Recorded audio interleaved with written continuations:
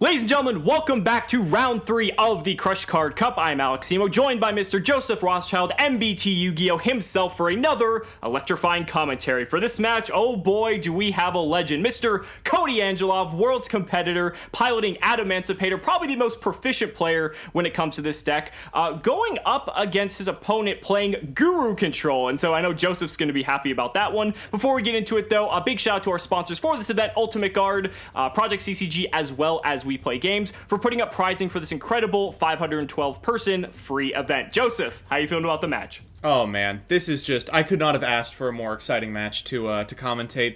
Big fan of Guru, of course. Very upset that it is generally not being played in any capacity, and huge fan of Koty as well. Koty's basically innovated what I believe is the best version of the Adamancipator deck at this point in time. That's the Onomat build, and if anyone is going to be able to beat a hand of Extravagance Set 3 Pass, it's going to be Koty. And so, by the way, the Guru Control player's name is Jack. I forgot to mention that earlier. So, just Set 3 Pass from Guru. I mean, that's a very Guru-esque thing to do. Obviously, you'd like to start on something a little bit more explosive. And when I say explosive, I mean, Hidden City and Guru. But explosive within the context of, like, adding one card to hand. But here come the floodgates. We were talking about this before the match. These seem pretty killer against Adamancipator specifically. Yeah, I mean, the deck is comprised of almost entirely of rock monsters, so there can be only one can actually prove to be very effective. There's some other floodgates, such as Summon Limit, that can put the deck really far behind because it doesn't play any spell and trap removal apart from, maybe Nightmare Phoenix, but if you've already committed to your summons, or if you're under there can be only one and are only playing rocks, then you're going to be kind of out of luck. So, two things here. Firstly, Guru not finding Guru. It's a classic. And secondly, Onomata pickup is very interesting insofar that as it can find a non-rock monster to get around, there can be only one via Nightmare Phoenix, but it looks like Koty might not even be playing the card. I like this. Just walk in with two 1500 attack monsters and say, go. What are you going to do? Normal summon Archer? Well, to be fair, we did see the Guru player, search a Solemn Judgment off of Duality. So if he committed to Nightmare Phoenix, that would immediately eat that, and then he would just lose his advantage there, and there could be only one would still be on the field. So he is going to be committing here, though. So, I mean, maybe he's just going to force it out here one way or another, and that as I just said, that's exactly what's going to happen. I mean, eventually you're going to have to get rid of that Judgment at some point. So, I mean, it's... a DD Crow, though. Interesting. On Analyzer. He says, on resolution. Wow, trying to prevent the Adamancia sign pretty specifically from coming down.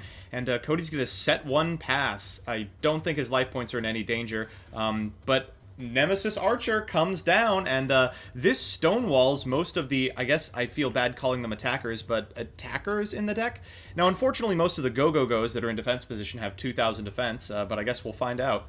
Well, there we go. There's Go Glove with 1,800. Archer does not shuffle back to the deck because you need to control another Subterror card, I believe, for that effect to resolve. That is correct. And we're picking up another Automata pickup here, so we're just going to get some more cards to work with. We can possibly commit, but there's an Ash Blossom off of Jack's side, denying that search. I like that a lot.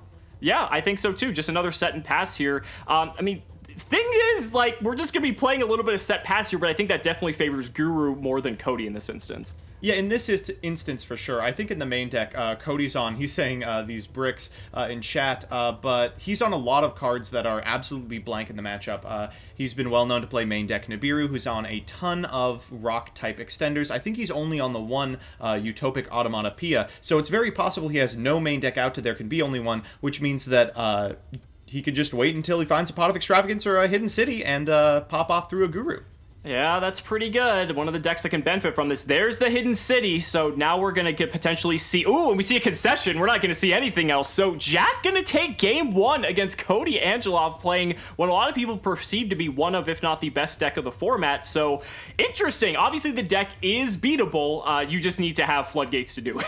Yeah, it's weird. I mean, people have been trying to figure out what the hand trap to play against this archetype is. Is it Nibiru? Is it Lancia? It's hard to tell because deck builders like Koty have been so amazing at finding all of the choke points remaining in this strategy, isolating them, and then playing in a way that your opponent can't interact with you. It turns out the way to beat the deck is just to prevent them from getting off to the races in the first place, with summon limits, with there can be only ones, and with a lot of 1 die rolls. Well, I mean, Seeker and Analyzer is definitely a very strong start here for Koty. He now has 2 level 4s. He can go into Gallant Granite to get the block dragon and just pretty much help extend into whatever play he wishes at this point. He can also just go into stuff like Needle Fiber because they are tuners, and that's going to allow him to go even further. Again, you do have to kind of be a little bit weary about Nibiru, but again, because they are, just this deck plays so many extenders, right? And that's what makes it so difficult to beat that sometimes, and we've seen this in previous feature matches, Nibiru sometimes isn't enough. Yeah, for sure. I mean, if you have a Nibiru, this is basically the last point that you're going to be able to activate it. Ooh, and firing the DD Crow on the Go-Go-Go, that is a pretty good target, but man, the deck just oozes stuff you have to banish or lose. Yeah, so the reason for that was because he would have been able to special summon it because he controlled the Go-Go-Go Gigas, and now we're just going to go ahead and sink that plus one of our other cards into the Adamancipator Risen Raptite. Just incredible card for this deck. Just, again, allowing you to extend even further. You're going to hear that word a lot every time you see an Adamancipator match because this deck can just play through so much. We saw the Imperial Order coming out of the side deck from Koty there. That's what I hate about this deck is it's so absolutely extender dense that cards like Nibiru in Game 1 can be moved into cards like Anti-Spell Fragrance, Imperial Order in Games 2 and 3, just to prevent your opponent from even finding cards like Lightning Storm, which would potentially be good against your boards. One thing that Guru really struggles with, relative to how well it performed in that previous game, is cracking established boards. It's at its best when it's able to prevent your opponent from getting started. When your opponent's already got threats on the board, it's not very strong.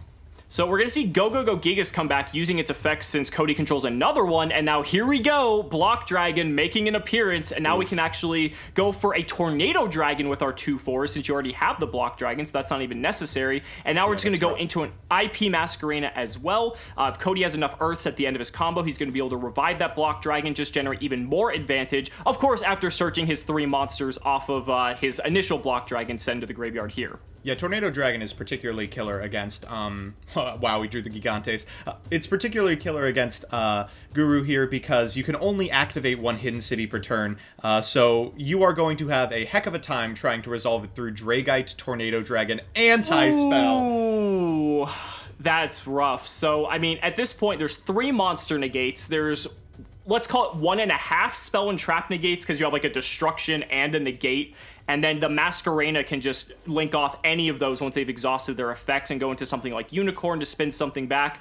And we saw for a second a go to battle phase, but then just a quick concession from Jack there. And we're going straight into Game 3. So again, this is one of the reasons why this deck is so strong. The boards it's able to amass are so incredibly difficult to beat here. Yeah, they're resolving a dueling book issue right here. For those of you who can't read chat, just getting a scenario where the Guru player is actually able to side based on the way the forfeits were called. Man, I have been in that position where I go to battle phase to bluff. My opponent who's on a Masquerena refuses to commit, and I go, okay, I didn't actually have it, so you win the game. But it is those little interactions that sometimes can force people to psych themselves out and make a mistake that gives you a little bit of a window of opportunity to potentially come back and capitalize on that. But Jack's going to start off with set 3, summoning an Archer this time, interestingly enough. Could be telegraphing potentially a Fiendus here.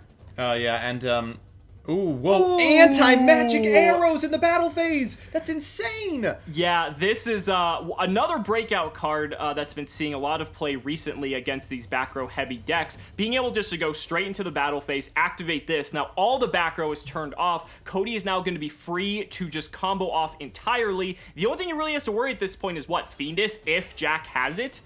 But again, Fiendus doesn't really matter. The issue with this card has nothing to do with its effect resolving and everything to do with the fact that there's a rock on the field without using your normal summon.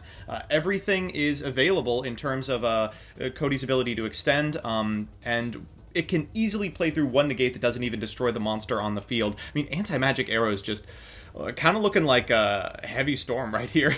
Yeah, there's a reason this card has been very expensive as of the last few days, if you've been paying attention to the Yu-Gi-Oh! Market whatsoever. But we are going to see Fiendus come down here. It's only going to negate this Doki Doki, and now we're going to have to see if we can really extend beyond this here, which we might be able to. I think pretty likely. Even just synchroing off for a Raptite probably gets you there. Right. And it looks like that's what we're going for. And this is what we've discussed time and time again, right? The problem with these cards, like Fiendus, for instance, or Ash Blossom or Infinite Impermanence more universally, is that they don't remove the threat from the board. And if they stay on the field, they're just going to be able to either synchro into something like Adamancipator, Risen Raptite, or be able to special summon more cards because those threats are still on the board. That's the problem. And so people are going to have to start adapting their decks to be able to find ways to remove those cards from the field, even if, and sometimes that's not even enough, even if they are able to. That's so frustrating that the cards on the field are not only enablers for additional extenders in your hand, but they also can pivot to synchro monsters that extend your plays further. I mean, just incredibly powerful. And there's the block dragon. Yep. I would bet that is all she wrote. Oh, Beta! Man! No respect. No respect. Oh, he had everything. If he had just flipped one of these trap cards pre-battle phase, he might have been able to do it, but not playing around anti-spell arrows, honestly, who can blame him? To be fair, I mean, anti-magic arrows, it's not a card that we've seen a lot of, so now that people are going to be more cognizant that this card exists, I mean, we see there that there can be only one in the far left column from our view, so there could have been a chance if that was just shotgun that it would have been able to do something, but unfortunately, Koty was able to walk away with this one. Guys, thank you so much for watching the video, and we'll see you in the next match.